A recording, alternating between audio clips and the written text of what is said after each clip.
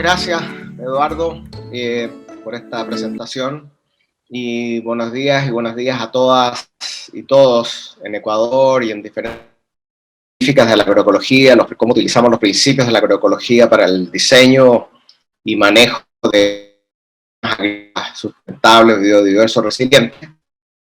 Pueden aplicar a las huertas, que existen en las escuelas o en diferentes partes. Mi pantalla. Y básicamente haciendo un poquito de repaso, hablábamos de que la agroecología es una ciencia que integra, por un lado, el conocimiento científico occidental en las universidades, sobre todo ecología, las ciencias agrícolas básicas como edafología, entomología, patología, etcétera, pero también aspectos de los sociales, de la antropología, de la economía ecológica. Y este conocimiento, entonces, entra en una conversación, en un diálogo con el saber tradicional campesino indígena de nuestras regiones, que es muy rico, un conocimiento que ha evolucionado por miles de años en la región, sobre todo en la zona andina, en la zona mesoamericana, en las zonas del trópico, y estos sistemas que han desarrollado con este conocimiento han sido sistemas que han permanecido durante siglos y por lo tanto tienen elementos de resiliencia, de sustentabilidad muy importantes. Entonces, de ese diálogo de saberes entre estos dos tipos de conocimiento emergen unos principios fundamentales, que son los principios reguladores de la agroecología, y que estos principios, cuando se aplican para diseñar o manejar sistemas agrícolas o huertas, ¿cierto?, toman formas tecnológicas diferentes de acuerdo a las condiciones que hay, tanto sociales como económicas, como ambientales, culturales en cada región. Entonces, estos principios, hay también principios sociales, principios económicos que no los vamos a tocar en esta clase, que acompañan a estos principios que son más de carácter ecológico, ¿no? El primer principio es mejorar el reciclaje de nutrientes y la descomposición de la materia orgánica. El segundo es mejorar las condiciones para el crecimiento de las plantas a través del manejo adecuado de la materia orgánica y activar la actividad biológica del suelo. O sea, adicionamos materia orgánica constantemente a los suelos, de manera de que esta materia orgánica active por un lado la actividad del suelo y por otro lado, a través de su descomposición, los nutrientes se van mineralizando y se mejora el reciclaje de nutrientes para el aprovechamiento de las plantas. También consiste en fortalecer la biodiversidad funcional, es decir, ya hablábamos para la clase pasada de que hay organismos que juegan roles ecológicos en los ecosistemas, en las huertas, que son fundamentales que estén presentes, como los descomponedores de la materia orgánica, como las bacterias mineralizadoras, como las lombrices de tierra, como los polinizadores, como los insectos benéficos, predadores, plagas, etc. Todos esos componentes tienen que estar presentes para que ellos jueguen roles ecológicos en el sistema. También queremos reducir las pérdidas de energía, agua, nutrientes en el sistema. No queremos que se pierda la energía solar, ni que se pierda el agua, ni los nutrientes. Por lo tanto, establecemos prácticas de conservación. También rompemos el monocultivo a través de la diversificación de las especies. Pero no solo a nivel genético, o sea, utilizamos diferentes variedades de diferentes plantas, tanto a nivel de la huerta o el campo, o también en el circundante, en el paisaje que rodea nuestros campos. Eso es muy importante. La matriz paisajística, un campo que está rodeado de bosque natural, va a tener una dinámica muy diferente a un bosque que está rodeado de monocultivos, por ejemplo, de cultivos químicos. Y al final, después de este proceso de diversificación, de poner diferentes especies de plantas, animales, árboles, cultivos, etc., lo importante es que hayan interacciones y complementariedades entre estos componentes para que así se promuevan los procesos biológicos claves del sistema. Por ejemplo, si asociamos maíz con frijol, el frijol fija nitrógeno, a través de asociaciones micorríticas se la pasa al maíz, el maíz se beneficia, pero a la vez el maíz sirve de enredadera para el frijol, o el maíz también secreta ciertas azúcares en sus raíces que estimulan las bacterias que a su vez fijan el nitrógeno. Entonces hay una serie de interacciones o sinergias que permiten entonces que se den los procesos en los ecosistemas agrícolas. Bueno, esto ya se lo hemos presentado, pero quisiera como resumir qué es lo que nosotros entendemos como el diseño diversificado de un agroecosistema que conlleva a sinergias que a su vez permiten que se den los procesos de regulación en los ecosistemas agrícolas sin la necesidad de insumos externos, porque la agroecología lo que crea es una agricultura de procesos, no una agricultura de insumos, ¿cierto? Ya sean orgánicos o insumos químicos, ¿no? Entonces, las lecciones de cómo hacer eso vienen de la agricultura tradicional milenaria, campesina, y en este caso un ejemplo del Asia, ¿no? Donde los agricultores crean sus sistemas de arroz muy ingeniosos, creando estos paisajes preciosos, con terrazas que conservan el suelo, manejo sofisticado del agua, y en estos sistemas, además de haber arroz, hay una serie de otros componentes presentes. Están los árboles que ustedes ven, frutales, perennes, hay también rotación de cultivo en las épocas secas, pero dentro de los arrozales, además de haber arroz, hay otras especies, como por ejemplo peces. Estos peces juegan roles muy importantes porque, por un lado, son una fuente de proteína, pero también juegan un rol ecológico. Por un lado, consumen malezas, por otro lado, por su comportamiento, empujan la planta del arroz, y aquí hay unas plagas que se llaman cicadélidos, que pueden transmitir virus, pueden ejercer un daño sobre el arroz. Entonces, ven ustedes que por un lado consumen las malezas y por otro lado consumen los insectos, o sea, juegan un rol de control biológico. También estimulan estos agricultores una planta que se llama azolla, que fija nitrógeno. Hay datos que dicen que fija hasta 200 kilogramos de nitrógeno por hectárea, de los cuales 40% de ese nitrógeno aprovechado por el arroz, por lo tanto no se necesita de insumos externos. Pero este azolla puede sofocar el oxígeno y matar los peces, porque como cubre el suelo, entonces se detiene la fotosíntesis en las estratas más bajas de la terraza, y se puede producir un proceso de eutroficación. Entonces lo que hacen es introducen patos. Estos patos consumen la sola, consumen también caracoles y otra serie de organismos, defecan y contribuyen al reciclaje de nutrientes.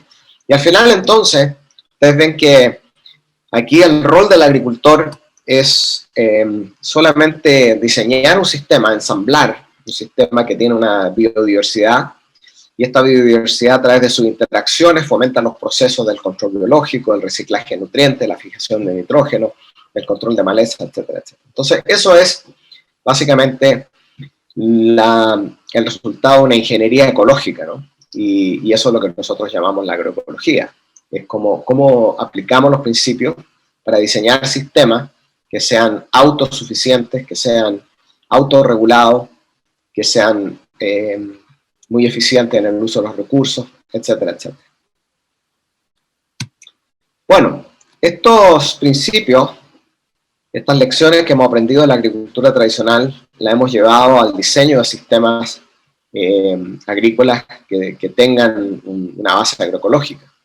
Un caso histórico ya que siempre muestro es una parcela que nosotros desarrollamos en Chile en los años, fines de los años 80, con la siguiente pregunta: si era posible o no diseñar un sistema agrícola que no dependiera de insumos externos, de una media hectárea, y que fuera capaz de alimentar a una familia de 5 personas.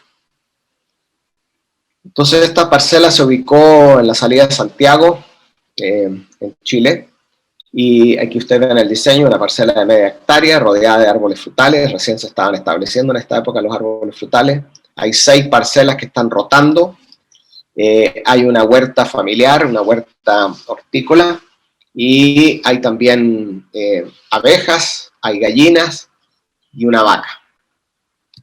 Y bueno, como ven el diseño, básicamente hay una rotación, cada año va moviéndose cada parcela, y esto sigue una lógica muy importante porque rompe el ciclo biológico de plagas y diversifica a través del tiempo el sistema. Lo importante es que después de 3 años de establecido ya este faro agroecológico, vemos que hay una producción muy alta.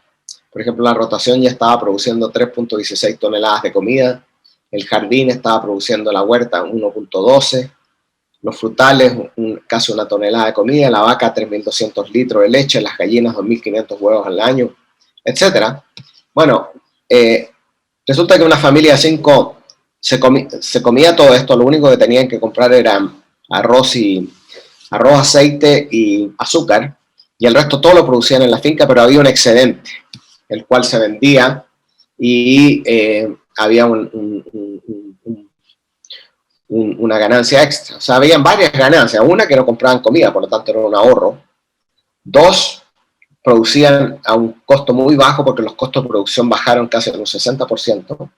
Y tercero, podían vender el excedente. Por lo tanto, este sistema creó un sistema que aumentó la soberanía alimentaria de esta gente, pero también la soberanía tecnológica y la soberanía productiva. Otro caso que siempre mostramos es el caso de la familia Casimiro en Cuba, en Santi Espíritu. Ellos, cuando recién iniciaron su finca de 10 hectáreas, era una finca convencional de monocultivo de maíz con tabaco, y después la transformaron en un sistema diversificado con una red de setos vivos y barreras vivas con funciones multifuncionales, sistemas de rotaciones, sistemas agroforestales, etcétera, etcétera. Y los estudios que hizo la propia hija de la familia, la doctora Lady Casimiro, estudió la evolución del uso de los insumos. Y ustedes ven que esta curva acá demuestra cómo ya las fincas, básicamente, después de casi 10 años de manejo agroecológico o más, bajaron a casi cero la necesidad de insumos externos. Y en esta finca los niveles de producción eran muy altos. Por ejemplo, eran capaces de producir proteína de 1 hectárea para alimentar a 34 personas por año, y con una eficiencia energética de 30, es decir, colocan 1 kilocaloría y sacan 30 de vuelta, que hace que este sistema sea muy, muy eficiente desde el punto de vista energético.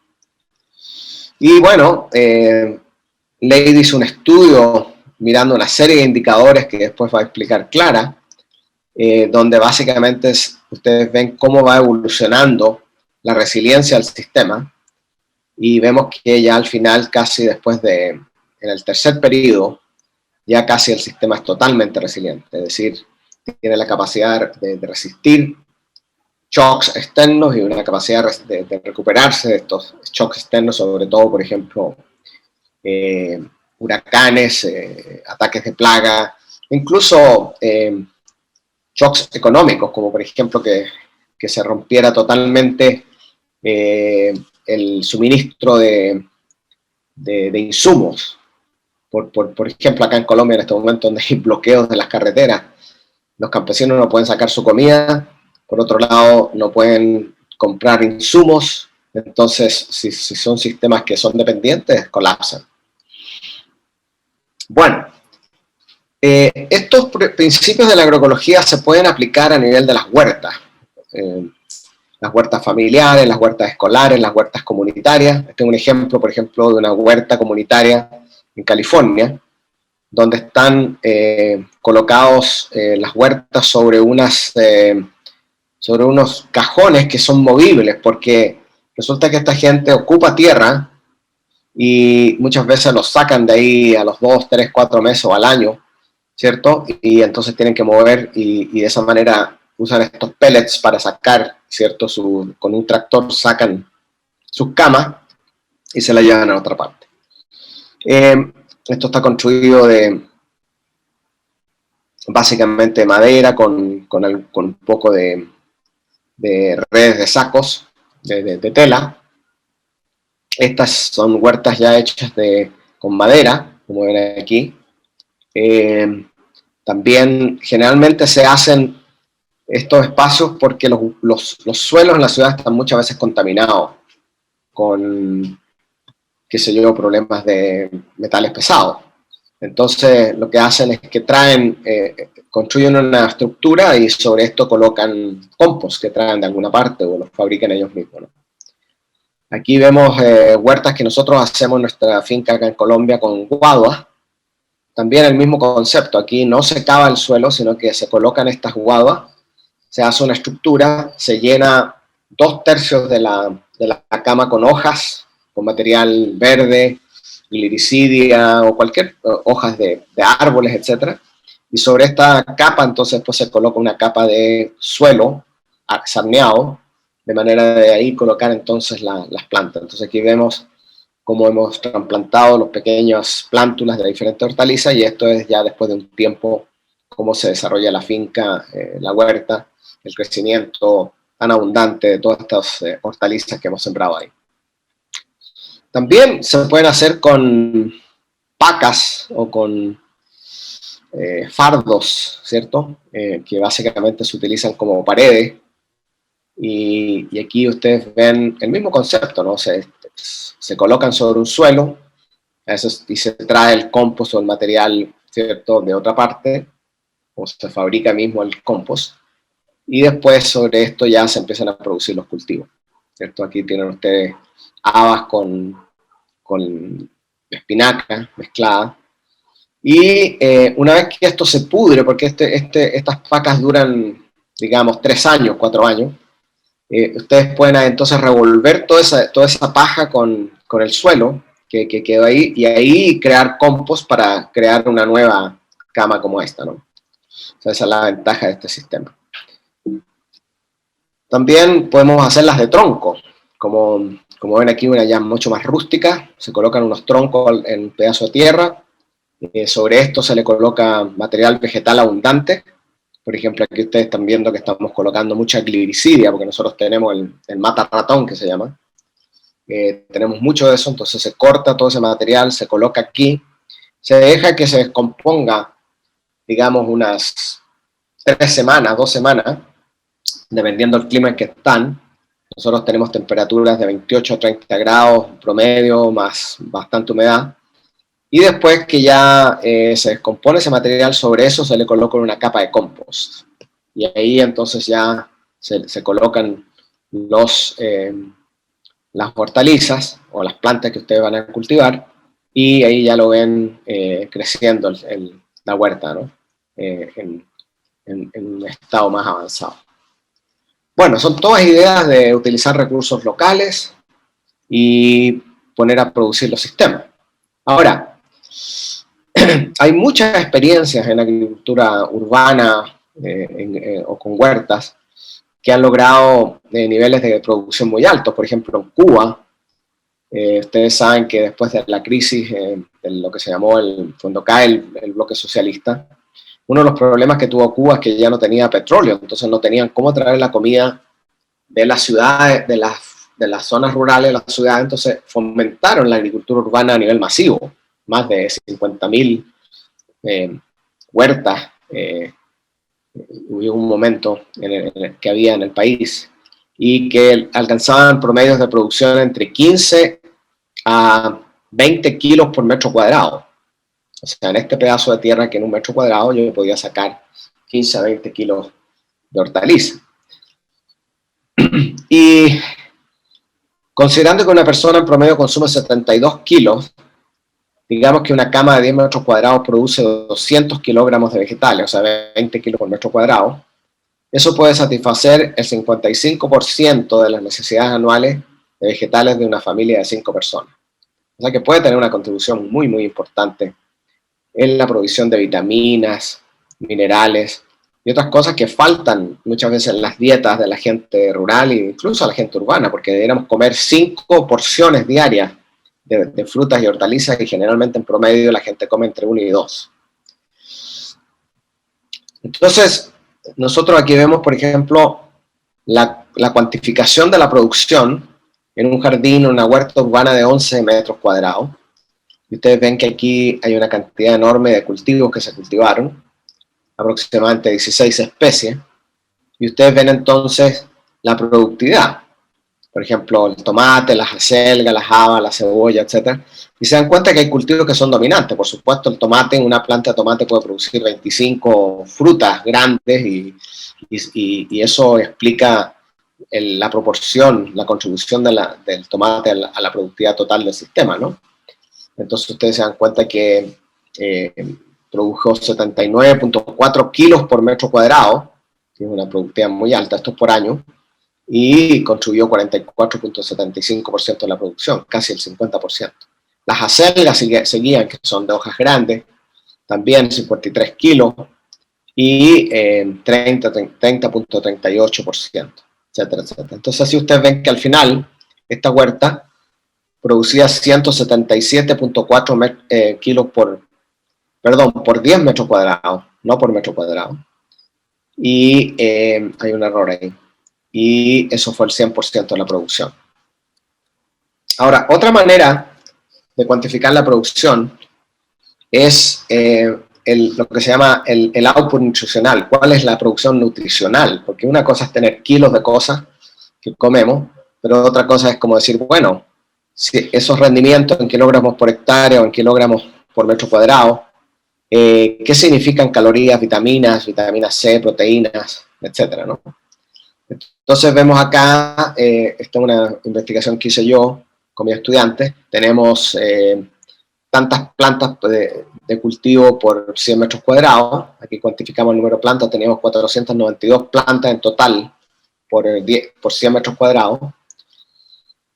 La masa comestible en gramos por planta, la biomasa comestible por metro cuadrado, por hectárea, y después buscando tablas nutricionales, porque los nutricionistas tienen tablas que te dicen cuánto tiene un gramo de lechuga, cuántas vitaminas tiene, cuántos minerales tiene, calorías, etc. Uno puede transformar todo eso y decir, bueno, yo saqué por metro cuadrado 4.275 calorías, saqué vitamina C 6.773, etcétera, etcétera, ¿no? Entonces puede transformar esto utilizando estas tablas y calcular lo que sería cuál es la contribución de la huerta nutricional a la diversidad dietética de la familia. Bueno, ahora, ¿cómo se logran esas productividades? Esto necesita planificación, no es llegar y sembrar cualquier cosa, sino que, por ejemplo, supongamos que estamos haciendo acá una huerta de cualquier material, troncos o guaduas o lo que ustedes tengan, y una vez que, y de cualquier dimensión que ustedes puedan, dependiendo del tamaño, puede ser un metro de largo por 50 centímetros de ancho, o 10 metros de largo por 3 metros de ancho, lo que sea. Y después ustedes dividen esto en cuadrantes que, por ejemplo, pueden ser si son de 30 por 30 centímetros, no sé, habría que ver cómo lo quieren hacer. Pero generalmente se hacen cuadrantes de 30 por 30 centímetros. Entonces, ¿por qué eso es importante? Bueno, es importante porque, por ejemplo, esto está en pies cuadrados. Recuerden que un pie un metro tiene 3.3 pies y un pie son 30 centímetros. Entonces, supongamos que estos son 30 por 30 centímetros. Entonces, aquí yo puedo sembrar 8 zanahorias y 8, ¿cómo se llaman estos? Radish, rábano, ¿ya? 16 plantas en total de ese tipo. Puedo, si voy a sembrar, por ejemplo, arvejas o frijoles de enredadera, solamente voy a poder plantar 8, ¿ya? Y así, hay como, por ejemplo, si voy a plantar cebollas grandes, cilantro, ajo, voy a sembrar 4 plantas por cada 30 centímetros cuadrados, ¿ya? Si voy a sembrar, por ejemplo, melones, tomate, una, ¿cierto? Entonces, ya nosotros podemos decidir cómo voy a organizar mi huerta y qué plantas van a ir aquí, y dependiendo del tipo de planta, la densidad de esas plantas, ¿cierto? Entonces ya puedo decir, bueno, yo puedo en 10 metros cuadrados sembrar tantas plantas de esto, tantas plantas de esto, tantas plantas de esto, de acuerdo a los cuadrantes que ustedes han determinado acá. Bueno, entonces aquí habría un ejemplo, ¿no? Estos son todos cuadrantes, y aquí habría un ejemplo de unas huertas donde ustedes siembran. Por ejemplo, si son pepinos, se fijan que una planta por cuadrante. Si son tomates, lo mismo. Y de esa manera van calculando entonces. Y donde hay más plantas más chicas, hay mayor densidad, por supuesto. Bueno, la otra cosa es cómo siembran. Si ustedes siembran, por ejemplo, en línea recta, aquí en este caso le caberían 70 plantas. Supongamos que estamos plantando la misma especie. Pero si lo hago así como en esta forma escalonada, me caben 86, ¿cierto? O sea, también hay que ver cuán eficiente vamos a utilizar el espacio, ¿cierto? Porque el estilo de cómo plantemos nos va a determinar el número de plantas que nosotros podemos tener en un área. Entonces, en este caso 70, en este caso 86. Bueno, lo otro que es súper importante en la planificación de huertos es saber, primero, las épocas de siembra de los cultivos. Esto es un ejemplo para países más templados, donde, por ejemplo, la época de siembra, la selga todo el año, perdón. Después, ¿qué método? ¿Directo o almácigo? ¿Lo vamos a sembrar en semilla, en almácigo, o vamos a ir directamente con la semilla a sembrarla al campo? La profundidad de siembra, los días que va a demorar a germinar, de 7 a 19 días a 9 días, el tiempo a trasplantar, de 20 a 40 días, si yo las coloco en el invernadero, y el tiempo a cosechar desde el momento que yo las trasplanto, 90 días. ¿Por qué eso es importante? Porque esta fecha es súper importante. El tiempo a germinar y el tiempo desde el trasplante a la cosecha. Porque resulta que nosotros no sembramos un huerto una sola vez, sino que estamos, si queremos tomate durante 6 meses o queremos lechuga durante 6 meses, hay que ir a hacer sembradíos escalonados. Entonces que hay que calcular cuál es el número, cuánto, supongamos que vamos a alimentar una familia de 5 personas. Bueno, ¿cuántas lechugas necesito semanalmente? ¿Cuántos tomates necesito semanalmente? ¿Cuántos pepinos necesito semanalmente? Y de acuerdo a eso voy a planificar las siembras que tengo que tener en los almácigos para ir reemplazando lo que voy cosechando. Bueno, ahora, esas consideraciones son súper importantes, pero después vienen las consideraciones. ¿Cómo voy a, una vez que yo sepa qué plantas voy a sembrar, a qué distancias y cuántas cuál va a ser la densidad que voy a sembrar? Es, bueno, ¿cómo organizo en el tiempo y en el espacio la siembra de estos cultivos? Entonces, por un lado, están las rotaciones. O sea, nosotros queremos seguir esta rotación de leguminosas, después con cultivos de raíces, como zanahorias, ajos, cebollas, etc. Después cultivos de fruta, tomates, pepinos, etc. Después cultivos de hoja, ¿cierto? Como lechugas y otras cosas, arúgula, etc. Entonces, esta rotación es súper importante porque, por un lado, ustedes ven que siempre están las leguminosas, que son las que como que reconstruyen la fertilidad del sistema. Y esto se va moviendo en cada parcela, ¿cierto? En el tiempo. Bueno, aquí hay otro ejemplo, una rotación también un poco más larga, pero hay diferentes ejemplos y es bueno muchas veces observar qué hacen los agricultores locales antes de uno reinventar la rueda, ¿no? La otra es cómo distribuyo estos cultivos en el espacio, ¿cierto? Los voy a mezclar, van a hacer asociaciones, etcétera, etcétera. Y ahí es muy importante asociar cultivos de acuerdo a sus alturas. Por ejemplo, si este es el norte de la huerta y este es el sur, siempre colocamos los cultivos más altos en el norte ¿cierto? Mirando hacia el norte. Después vienen los cultivos de altura media, un poco más bajos, y ya los cultivos más bajos se orientan más hacia el sur. Eso sería, por ejemplo, en primavera y en verano, ¿cierto? Acá tenemos los tomates, tenemos los pepinos, que son altos. Después vienen ya plantas un poco más bajas, como las berenjenas o como los ajíes. Después ya vienen otras plantas, como las plantas como la selga, el zucchini, y otras plantas más pequeñas como los frijoles y las zanahorias. Entonces, ustedes podrían también aquí, se dan cuenta que tenemos dividido el huerto en los cuadrantes, utilizando la fórmula que les enseñé anteriormente, y siempre la idea es como colocar los cultivos más altos, seguido por los cultivos más de mediana altura, y después ya los más bajos. Siempre estos que son más altos están mirando hacia el norte. Entonces aquí se coloca una pequeña estructura para que puedan amarrarse, por ejemplo, los pepinos y los tomates, y el resto de los cultivos ya se dejan que se desarrollen sin la ayuda de esto.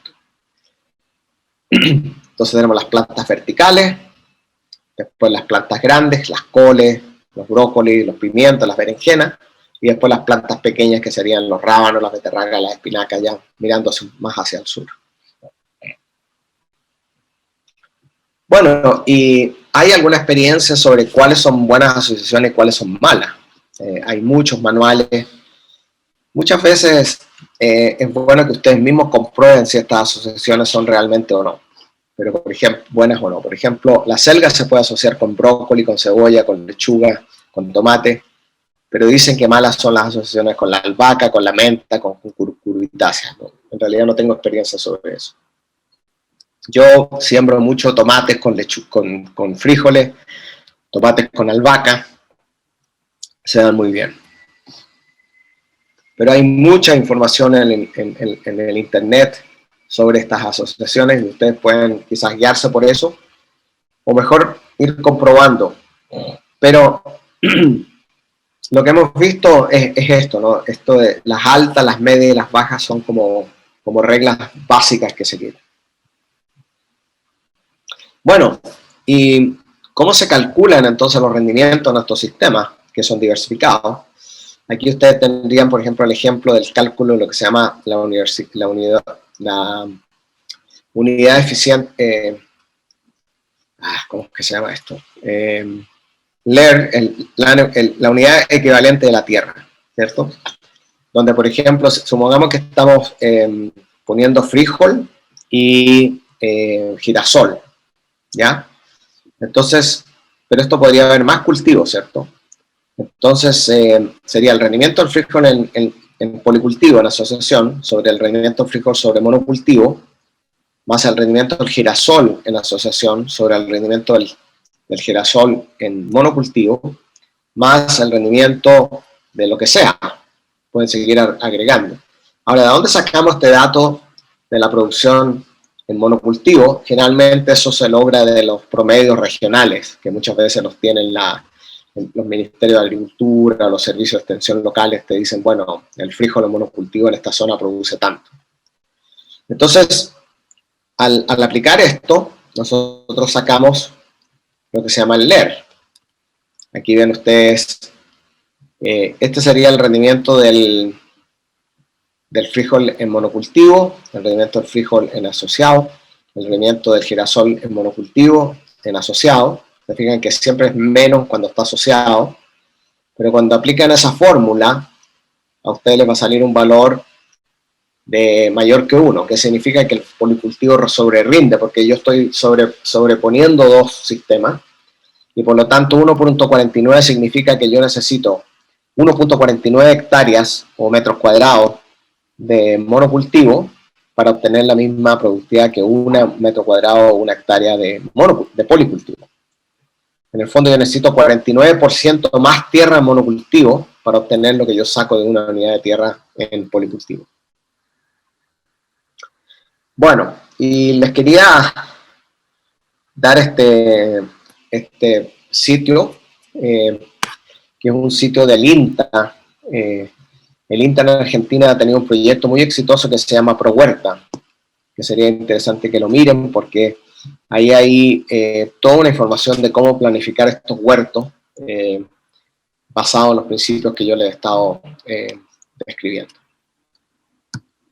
Bueno, ahora lo que quisiera hacer es pasar a explicar a ustedes una metodología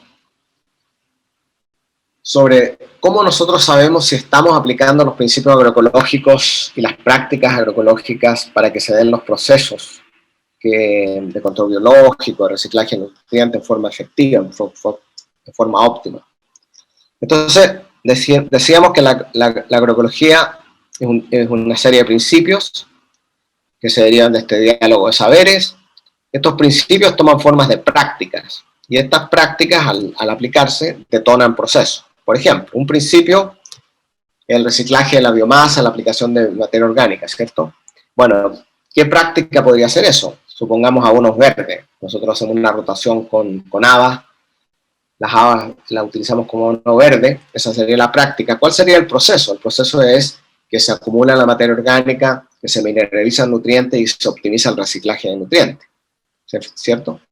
Entonces, son los principios, las prácticas y los procesos. Pero para saber si esto está realmente dándose, tenemos que utilizar unos indicadores. Entonces, hay gente que ha trabajado, ¿cierto?, con indicadores que han dicho, bueno, ¿por qué no digamos, por ejemplo, estimular la máxima biodiversidad? Ese sería un principio, ¿cierto? ¿Qué valor le vamos a dar a una huerta o una finca de acuerdo al nivel de biodiversidad que tiene? Si tiene poca biodiversidad, en la huerta o en el predio le damos un 1, si tiene mucha, le ponemos 10. Ahora, ¿qué significa escasa? ¿Qué significa mucha, máxima? Eso hay que determinarlo, ¿cierto? Hay que crear unos criterios. Alta tasa de reciclaje. Por ejemplo, no existen prácticas de reciclaje, un 1. Un elevado porcentaje de residuos naturales se procesan y reciclan, un 10, ¿ya? Y así, a todos los diferentes indicadores, principios se les ponen indicadores, y al final, entonces ustedes pueden colocar aquí un resumen, ¿cierto? Donde dicen, bueno, a biodiversidad le damos tal valor, a alta tasa de reciclaje le damos tanto valor, y al final sacamos un promedio. Por ejemplo, que sumamos que esto es 5, 7, 5, 3, 9, 2. Bueno, ustedes suman todo eso y sacan un promedio.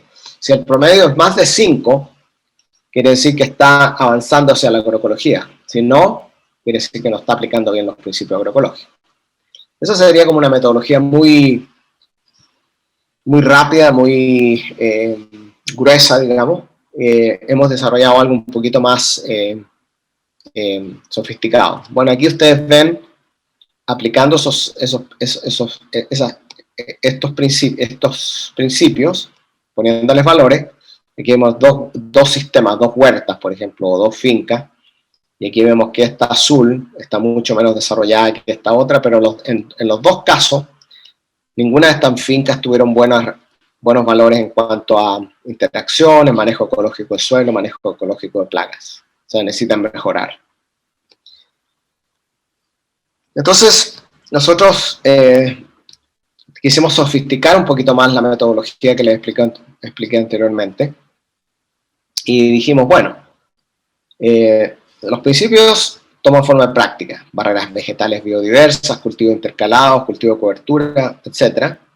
Esto fomenta procesos como, por ejemplo, ciclo de nutrientes, regulación de plagas, y esto conlleva que el agroecosistema, si estos procesos se dan bien, el funcionamiento del agroecosistema también debería ser óptimo. Hay buen rendimiento, hay buena salud de cultivos, hay buena fertilidad de suelo, etcétera, etcétera. Pero en este punto acá nosotros tenemos que evaluar para saber si estas prácticas detonan procesos con indicadores. Entonces, lo primero que se hace es hacer un listado de las prácticas que utilizan los agricultores en relación a los atributos de la finca.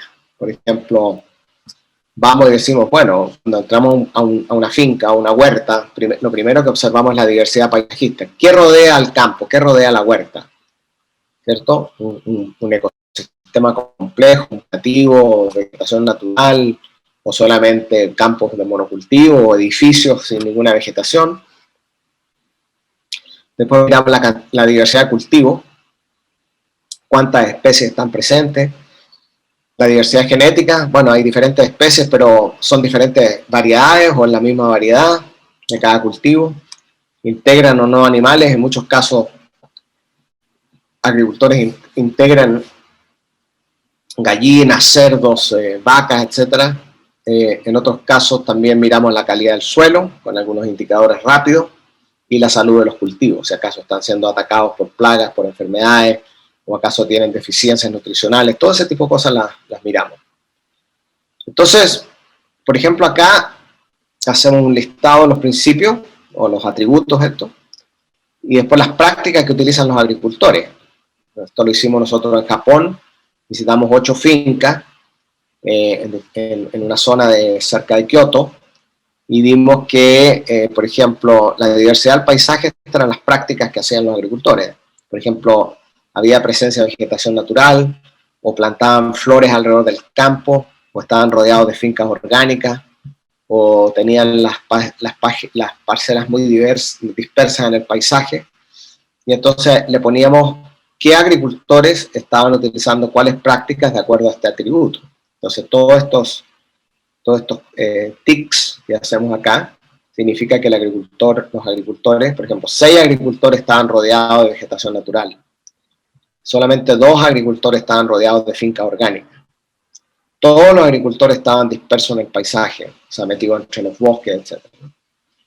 Después, diversidad de cultivo. Si hacían cultivos intercalados, por ejemplo, solo uno. Varios cultivos en diferentes hileras, todos los agricultores hacían eso. Y así, ¿no? Para cada uno de estos atributos, cuáles eran las prácticas que utilizaban los agricultores, y de acuerdo a eso identificábamos. Entonces vemos aquí qué agricultores están utilizando qué prácticas para mejorar la calidad del suelo, la diversidad genética, la diversidad de cultivo, etc. Después venía la correlación de los principios con la aplicación de las prácticas, ¿cierto? Es decir, por ejemplo, estos son los principios, del 1 al 6, los 6 principios agroecológicos que ya les explicamos anteriormente. Y estas son las prácticas de manejo. Entonces, por ejemplo, estos son los principios, ¿cierto? 1 a 6.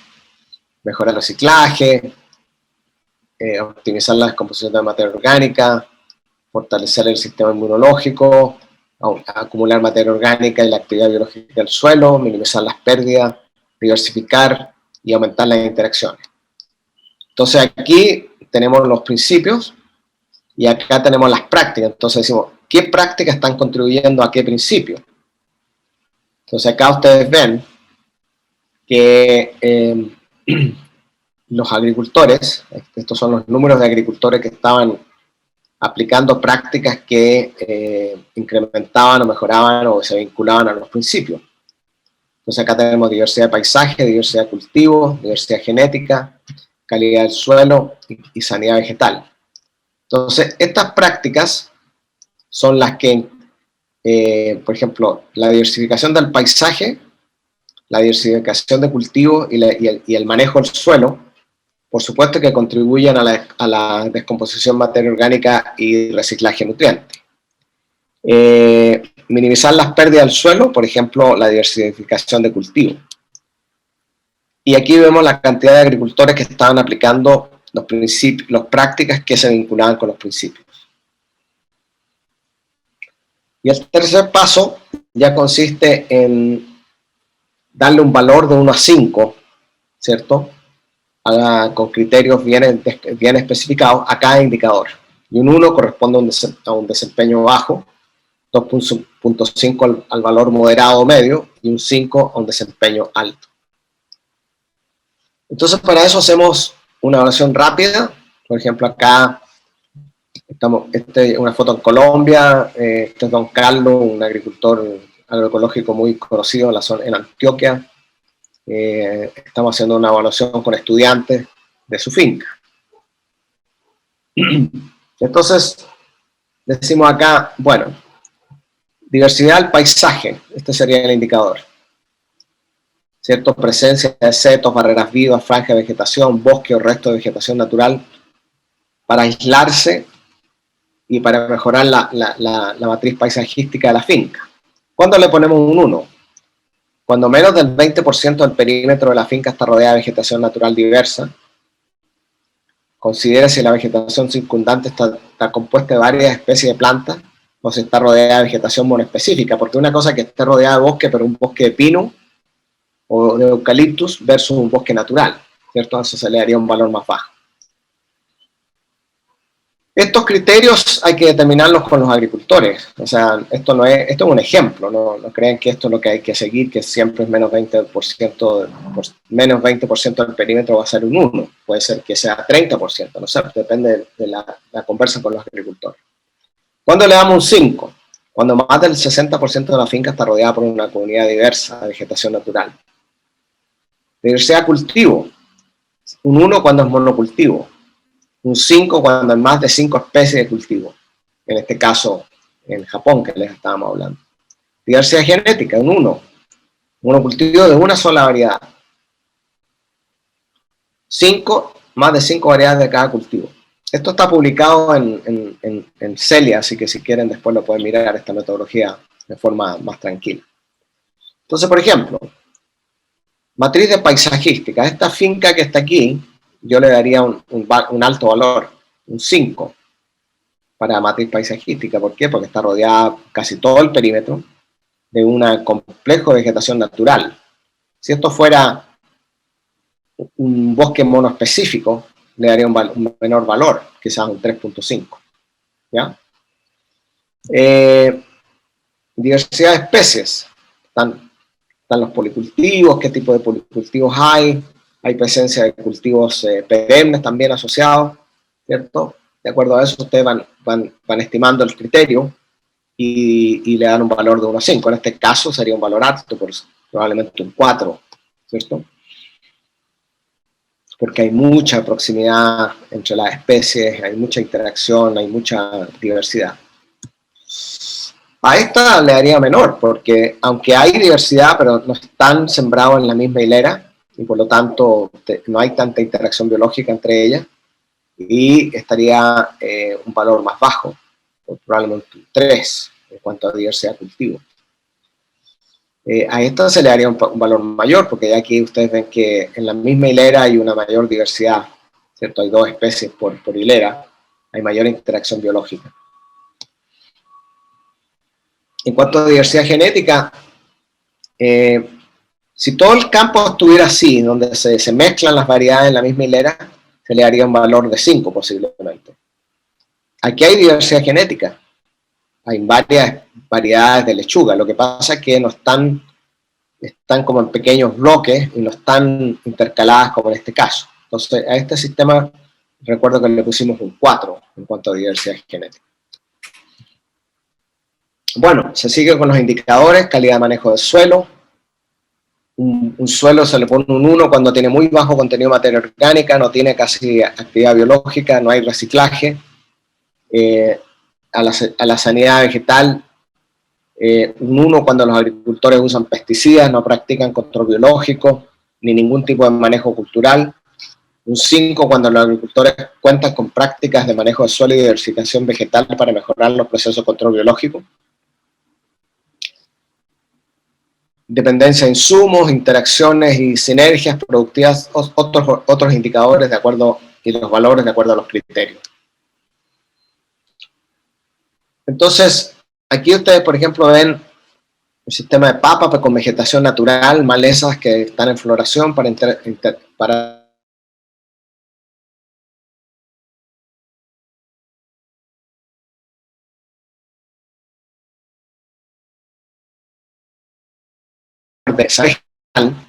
de alto valor de uso.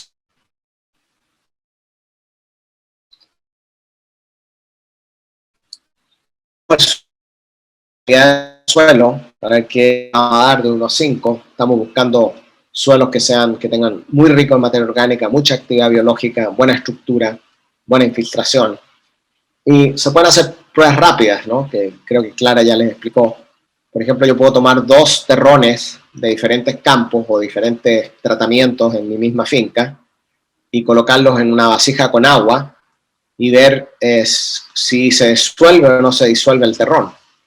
Ustedes ven que aquí este terrón se disolvió, quiere decir que tiene una baja estabilidad el agregado, y eso significa que tiene muy baja contenido de materia orgánica y también muy poca actividad biológica, porque recuerden que la tierra, estos agregados se forman porque aquí tienen materia orgánica, pero también tienen actividad biológica que produce gomas, como la glomalina y otras cosas que hace que se peguen los terrones.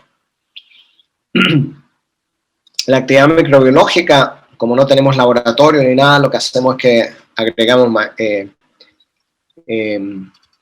¿cómo se dice esto? Agua oxigenada, y vemos la reacción que tiene ese suelo, cuánta efervescencia, por cuánto tiempo, cuán violenta es la efervescencia.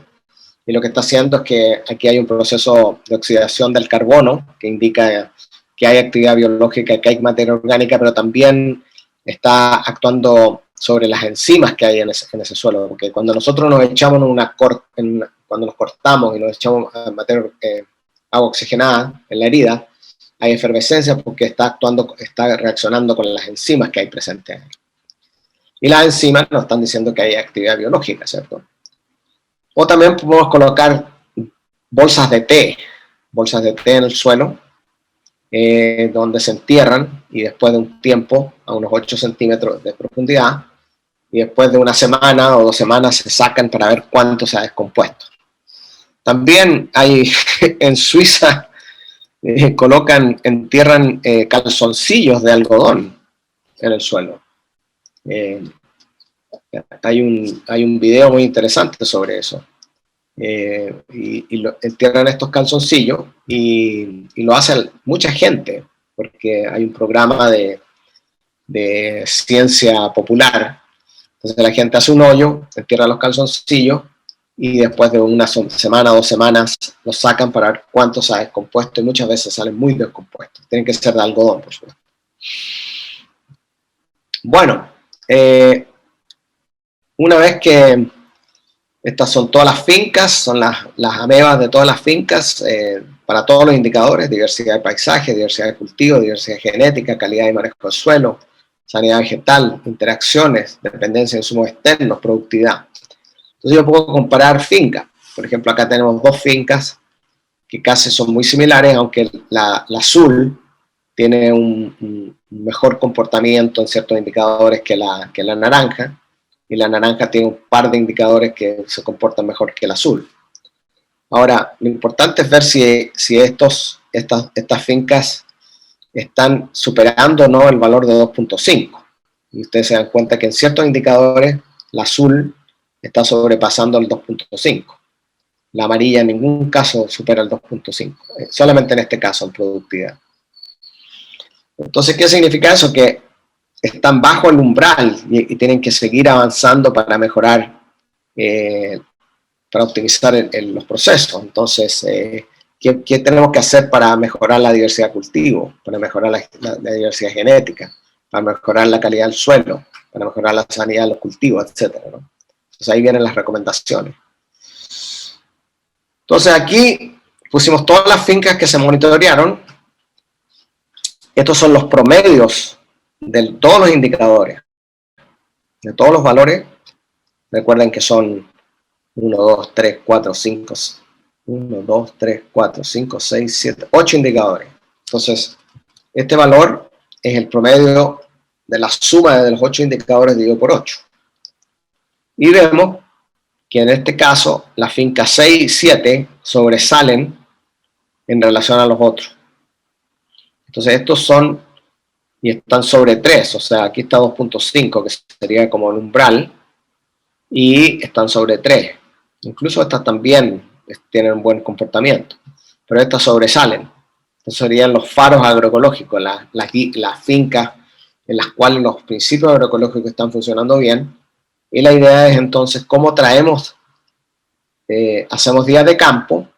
Estos agricultores que no tienen valores tan altos visitan a estos agricultores, hacen un intercambio campesino-campesino, y después de ahí entonces vuelven a sus fincas para aplicar, no tanto copiar las prácticas, sino más bien copiar los principios que utilizan los agricultores para lograr estos valores. Entonces, en el fondo, si yo estoy en una zona y miro 10 fincas o 20 fincas, este es mi umbral, puede ser 2.5, puede ser 5, dependiendo de la escala que ustedes usan. Si utilizan una escala de 1 a 5 o una escala de 1 a 10. Y siempre van a haber estos agricultores que sobresalen. Y estos agricultores que están bajo las mismas condiciones que los otros, en la misma zona, son de la misma tipología económica, social, etcétera, sobresalen. Y estos agricultores entonces son los que irradian a los otros los diseños, los principios, las lecciones de cómo diseñar su sistema. Entonces, por eso se organizan estos días de campo, estas visitas a los faros, de manera de que los agricultores de esa manera puedan aprender a mejorar sus sistemas de manera que todos estos agricultores suban sus valores que en este momento están bajos.